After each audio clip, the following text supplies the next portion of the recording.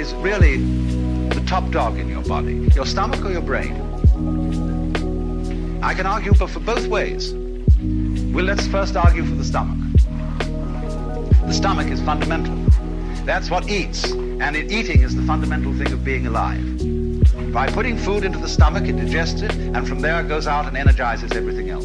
Obviously, the stomach is the most important. The hands, the mouth, the feet, all exist to serve the stomach. And naturally, as a final achievement of the stomach, is the brain, evolving later in the evolutionary process as a gadget up there to scavenge around and find stuff for the stomach to eat. That's the function of the brain. But now let's take the argument to the side of the brain. The brain says, oh, no, come now. Just because I arrived late doesn't mean that I'm unimportant. I was being gotten ready for. Because I am the thing that was the flower at the top of this thing. And this tube with stomachs in it and things below was preparing for me, and the stomach is my servant. It is doing all the dirty work, getting energy to put currents through my wonderful circuits, so that by the creation of all the goods of the mind, of the arts and sciences and religion and philosophy and so on, I shall be the true head of man. Well, both arguments are right. Because you have a relationship between stomach and brain, which is a sort of polarity. The one exists for the other. It's like when you prop up two sticks against each other. They will stand up so long as they lean on each other. Take one away and the other collapses. So chop off the head and the stomach is finished. Take out the stomach and the head is finished. So this is the way all organic life proceeds. It's different with mechanical life. Because the mechanism must invariably have a boss. The man who puts the machine together, the person who constructs the computer, who designs it, who asks it questions, who programs it. He is the boss. But organisms don't have bosses. They are essentially, I would say, democratic arrangements, where somehow, in a marvelous way, an enormous company of cells are working together. But that isn't the way. The body wasn't sort of one day a lot of cells all crept together and said we're a body. That does sometimes happen in the biological domain. But much rather this, when you watch the gestation of a mammal, you see first of all a very simple little organism which swells. And as it swells, it becomes more and more complicated from within. No parts are added. Nothing is screwed on. There's no welding done or anything like that. It bulges. And of course, it does absorb material, but it transforms it. But all of it works together at once, like the legs of a centipede. Like you work all together at once. For you see, when we come down to it, you think you decide things, but you don't know how you do it. How do you open and close your hand? You can decide, I will now open my hand and do it, but you don't know how it's done. And yet, in a sense, you do know how it's done, because I say, I know how to open my hand. But you don't know in words. You can't explain it. Still less can you explain how you see. Still less can you explain how you are conscious. How are you an ego? Well, you don't know. Because the springs of being conscious, of being an ego, are outside the surveillance of consciousness. They're somehow underneath. And that lets the cat out of the bag at once. Because you see that what is I is something very, very much deeper than the superficial consciousness.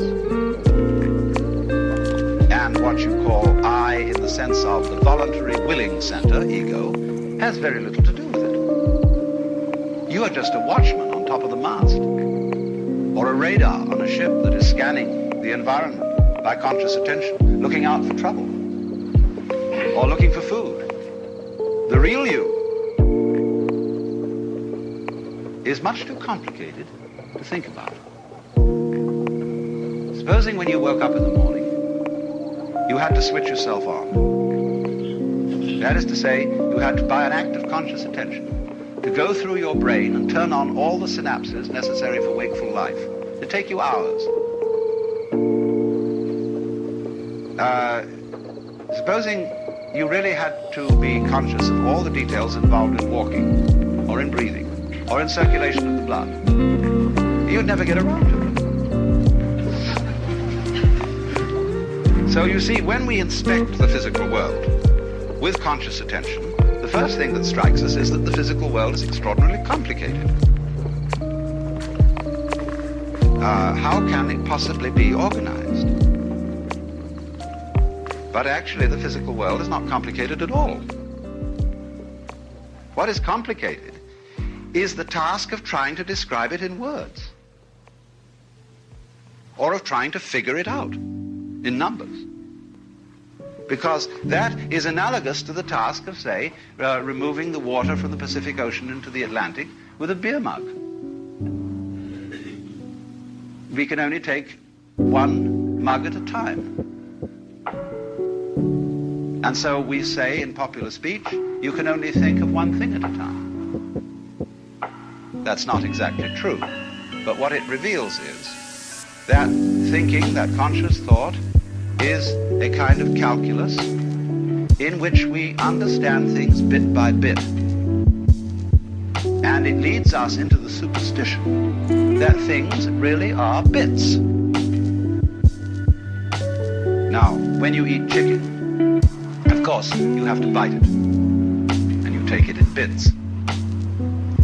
And to make it easier to bite, you order from the grocer a cut-up fryer. But you don't get cut-up fryers out of eggs. Because you see, although we can speak of a chicken, an egg, or a body, it is not actually a bit. It hasn't been bitten off, except for purposes of thinking. Now, this is beautifully brought out in a passage from Whitehead, which I will read to you.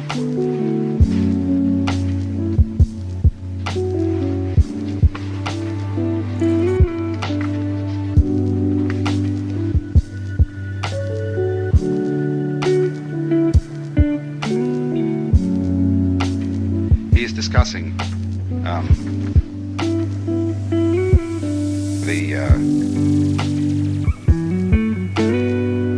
the 19th century philosophy of science, which I was just discussing too. And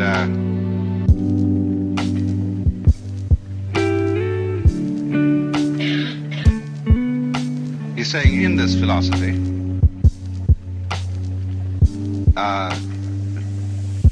all our impressions of nature are simply products of our minds. Nature gets credit which should in truth be reserved for ourselves. The rose for its scent, the nightingale for his song, and the sun for his radiance. The poets are entirely mistaken. They should address their lyrics to themselves and should turn them into odes of self-congratulation on the excellency of the human mind. Nature is a dull affair, soundless, scentless, colorless, merely the hurrying of material endlessly, meaninglessly. However you disguise it, this is the practical outcome of the characteristic scientific philosophy which closed even the 17th century. In the first place, we must note its astounding efficiency as a system of concepts for the organization of scientific research. In this respect, it is fully worthy of the genius of the century which produced it. It has held its own as the guiding principle of scientific studies ever since. It is still reigning. Every university in the world organizes itself in accordance with it. No alternative system of organizing the pursuit of scientific truth has been suggested. It is not only reigning, but it is without a rival. And yet, it is quite unbelievable. This conception of the universe is surely framed in terms of high abstractions. And the paradox only arises because we have mistaken our abstractions for concrete realities. He calls that, you see, the fallacy of misplaced concreteness. The attribution, in other words, to our bitty way of thinking, to the world which we are biting. That is misplaced concreteness. The separations between things are abstract. They are concepts. In the same way, for example, as lines of latitude and longitude are concepts. Even though a Russian poet has recently made a beautiful poem about the world being like a ball carried in a net bag. But you never expect to trip over the equator when you cross it. And although it is something quite abstract and does not exist in nature, it's extremely useful for purposes of navigation. So in the same way, bitting and having words to describe particular events or particular wiggles in the universal pattern are very useful. But they are very dangerous when you confuse things with natural events. Because then you get into this sort of trouble. The trouble of the sorcerer. The surgeon, who is too much of a specialist in one organ, runs into that organ and alters it and does what he considers a better mechanical job than the Lord did. But then he discovers, to his dismay, and the even greater dismay of his patient, that the operation has unforeseen consequences in some other part of the organism, because he didn't realize the connection. When likewise we object to certain insect pests, oh, we say, get rid of them. DDT. And so, then we found we got rid of something else we didn't want to get rid of. And worse still, this insect that we didn't like was doing a job for us in some manner of which we weren't aware. We only become aware of it when suddenly we find ourselves covered with another kind of fly altogether, or with some sort of bacteria which this insect kept down. Watch it, watch it, watch it, because nature does not consist of separate things which you can just pull out like parts from an engine. Take the case of bees and flowers. Oh, we always use the bees and flowers to explain fundamental things about life. But we're going to go deeper than sex this time. Fascinating thing about bees and flowers is they're very different looking things. A flower sits still and blooms, and it smells, or stinks to be correct. The bee moves about and buzzes, but they are all one organism. You don't find flowers without bees. You don't find bees without flowers. They are just as much one as your head and your feet, which also look very different.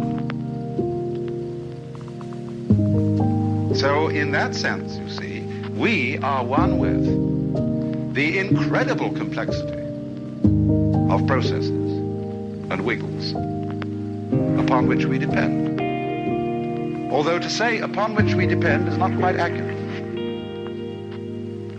because that separates us from it as if I were hanging onto a beam and depending on it. It isn't like that. You don't depend on it because it depends on you. It's a mutual arrangement.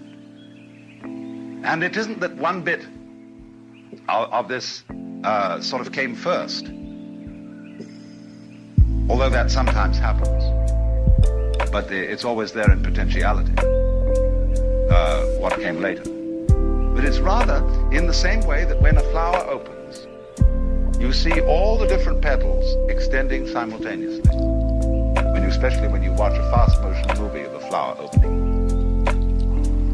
And so in the same way, there is a simultaneous arrival or evolution of the human organism and the human environment. And thus, biologists speak about the evolution of an environment as well as the evolution of an organism in it. In other words, human beings could not have appeared on this planet until its temperature had lowered to a certain degree, until the atmosphere contained certain gases as a result of vegetative development.